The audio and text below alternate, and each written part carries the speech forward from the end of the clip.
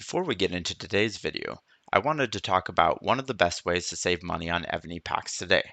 We all know that buying packs is the best way to turbocharge your growth, and it's always better to save money while getting the same rewards.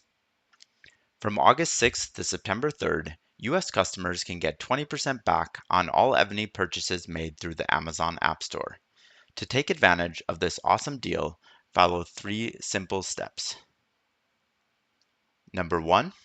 Install the Amazon App Store on your Android device or BlueStacks emulator. Number 2, download Evony through the Amazon App Store.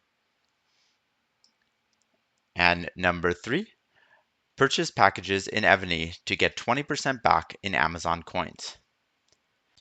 I have put a link to this website in the description of the video. This website includes QR codes to download and buy Amazon coins and an in-depth set of instructions on how to get Amazon App Store set up. Make sure you take advantage of this amazing deal while it lasts. Hello everyone, welcome back to Optimize Evony. Today I wanted to talk about one of the topics that I get asked about a lot, which is how to improve your Siege HP debuff. So I'm sure most of you guys know, but Siege HP debuff is one of the more important things to help you come out more positive in Siege solos and Siege rallies. Siege attack is a lot easier to debuff. A little bit harder once you get towards the upper scales where people have like over 4K attack and things like that. But HP is still like a very important debuff for Siege. So I wanted to talk through some of the various ways to get and increase your Siege HP debuff so that you can tank those rallies a lot better. So one of the main ways that you get Siege HP debuff is from generals. So certain generals will have Siege HP debuffs. For example, Baldwin does, if you look at some of his ascensions. So his first star gives you 10% Siege HP and range HP debuff and 5% attack. And then also on the third star, so typically where you're looking at for generals, for duty or for sub generals is you're looking for what do they have for the main skill, what do they have for their ascending, and then what do they have for their second and fourth specialties, because those are the ones that actually give you debuffs. So you can see for Baldwin, he's kind of range and siege based. He has snipe, which is 10% enemy troop attack debuff. But then when you look at his last skill or his last specialty, he does give a little bit of siege and range HP debuff. Not a ton. This is 10% when it's maxed. But that is a way to get some siege HP debuff. The other thing, there are also other generals that give you more siege HP debuff. Baldwin is a really good kind of general purpose general. I do recommend that people have at least one Baldwin that has 1 to 3 stars because you do get quite a bit of debuffs, the important debuffs, so siege and range debuffs. That's primarily what you're targeting when you're targeting debuffs. If you're a little bit smaller keep, you might want to focus a little bit more on calves, but most people are going to get attacked with archers and siege first if you're a little bit bigger keep. So another really good source is Jan. Jan by default gives you 30% siege defense and HP debuff. And then, also when you get to third star, you get another 10%. And then, 4 star and 5th star. So Jan gives a lot of debuff, but you have to kind of you either take what you can get at the beginning, which is actually really good, 30% here, And then let's look at these skills again. 10% attack, which is not bad. You want to debuff your attack, but then here you can get another 20% siege machine HP debuff. So that's a total of 50% without starring him at all, which is really good. So Jan is one of the better generals that you can get for siege HP debuff. There are some newer ones that are a little bit better, but he is a little bit more obtainable for free-to-play players because uh, in the Egglope event, you have a small chance of actually unlocking him. Another choice for free-to-play players is Nero. So Nero has his main skill is 15% enemy troop HP debuff. So that's across the board. And then 1 star gives another 10%. 2 star gives another 10%. So uh, that is 35% just from there and ascending. He does also have another 16% from the final skill as well. This one is defense, so not too much there. Nero is good for being very specific about debuffing HP, but as you can see, he has no attack debuffs. At least not until you get to 4 stars and 5 stars. So I would not recommend if you're not getting hit like almost exclusively with Siege, I would not really recommend Nero. He's not a very long-term play. The other one of the other really good ones is Zizka. Zizka gives you 40% range troop attack and then 15% siege defense and HP debuff, and then 1 star gives you another 10%, which is amazing.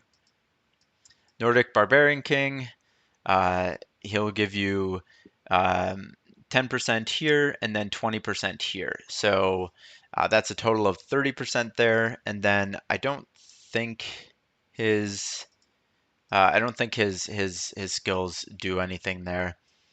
And then there was one more recent one.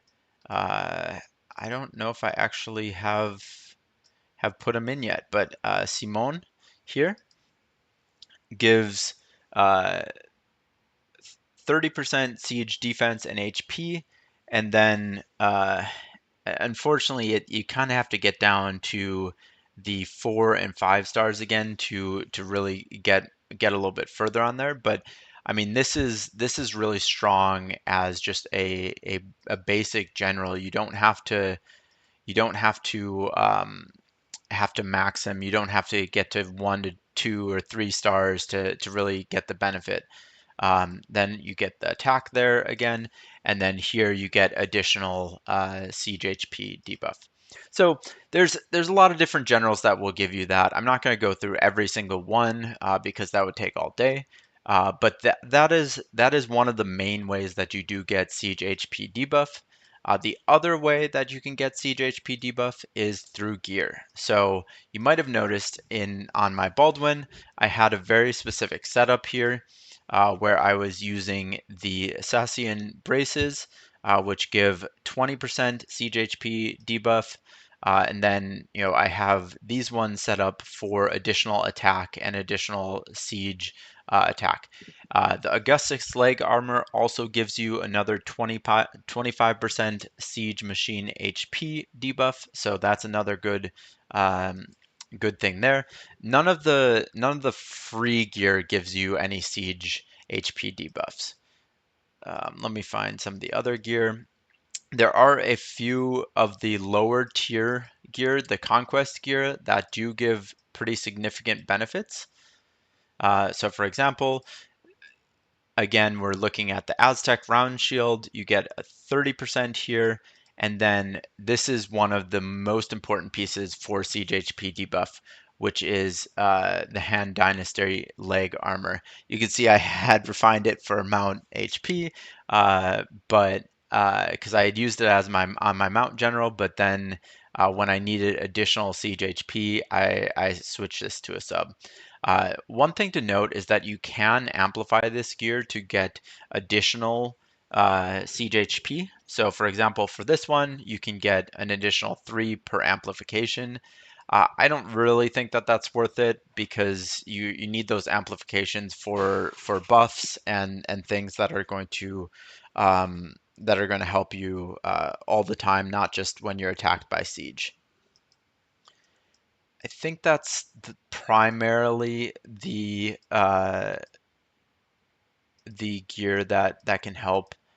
There might be one or two more. Oh, there are actually a couple more pieces, but I don't actually use them as debuff gear. Just for completeness, let's look through all of these. Um, but yeah, so one of the pieces that does actually give you good siege HP debuff is the Abyss Bracers. So this one is a little bit tricky because this one gives you 40% siege HP debuff, but it is one of the better pieces. It's, the second best siege attack ring in the game. And so for most people who are in a solid rally team, you want to have these on your attacking general. If you're not doing a lot of rallies, if you're only using one siege general, then you can put this in a sub and get that extra 40%. So another way that you can get siege HP debuff is from the Adriane. Uh, Sorry, I butchered that name. But this champion, this champion will give you up to 40% range troop and siege HP. This is really strong. This is overall, so this applies when you're attacking and defending, which is very important as well. Because you want this primarily when you're defending, but it also benefits a lot when you're attacking, because if you're doing a siege solo, you want that siege HP to be knocked down as much as possible because that's one of the primary things that helps it survive longer. In addition to that, there are some additional promotions that help with siege HP debuff. So, for example, you see level 6 here, enemy troop HP here. Um, is minus 15%. And I think there's maybe a few other ones if you look through the promotions. But that's kind of the main areas that you're going to be looking for if you're a free to play or a low coiner, is really trying to optimize those sub gens, sub gear, and trying to level your champion as much as possible to get that additional siege HP. And yeah, that's kind of where it comes in. It is a very hard thing to get. Evony has made this to be very difficult, so only it's really it's really hard to defend siege rallies, if you're a low coiner or a free to play player. And so, if you are kind of in that category and you don't have very strong siege HP debuffs and stuff like that, one of the ways you can overcome that is have one of the strong players in your alliance that does have a lot of siege HP debuff. What they can do is they can reinforce you with siege, and that has two benefits. Where number one, they're reinforcing you with siege, which helps prevent your siege dying. It helps them get kills as reinforcements, but it also imparts some of their debuff onto your keep. So if you have like 150 siege HP debuff, that's not going to be great if you're getting rallied with siege or soloed with siege. But if your teammate can get that up to 400 or 500, then that's essentially you're getting that for free. You don't have to coin for that. You don't have to do anything for that. So that is a good way for kind of the bigger players to help out the smaller players with these siege rallies. One other thing that I do want to point out is in the military advance, there is some siege HP debuff. So enemy siege HP decrease. And I believe there's one more of them. Nope, there's only one.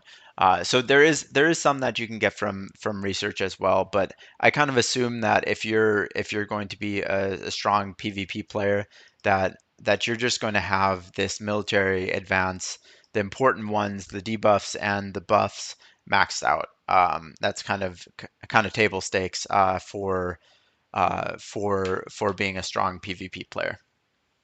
But yeah, I hope this helped you guys. If you have any questions or if there's any areas that I've forgotten, I'm sure there are, please reach out in the comments, and I'll see you in the next video.